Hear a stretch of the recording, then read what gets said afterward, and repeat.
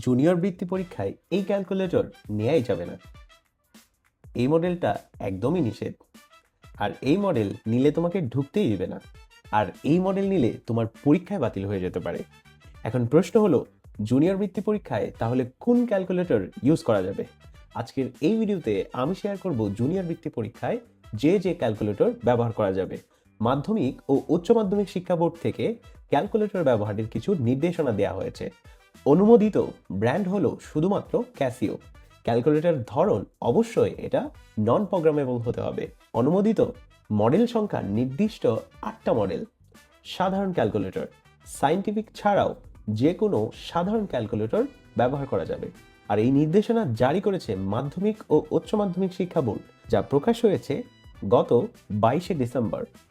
Junior বৃত্তি পরীক্ষায় যে 8টা মডেল ব্যবহার করা যাবে: number 1 FX 82 ms, number 2 FX 100 ms, number 3 FX 570 ms, number 4 FX 991 ms, number 5 FX 991EX, number 6 FX 991ES, number 7 FX 991 plus, and lastly number 8 FX 991CW।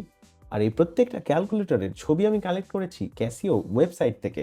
তোমরা পরীক্ষায় যখন যাবে অবশ্যই ক্যালকুলেটরটি এই মডেলের কিনা এবং নন প্রোগ্রামেবল কিনা সেটিও দেখে নেবে। আজকের ভিডিওটি এ পর্যন্তই, দেখা হচ্ছে পরের ভিডিওতে।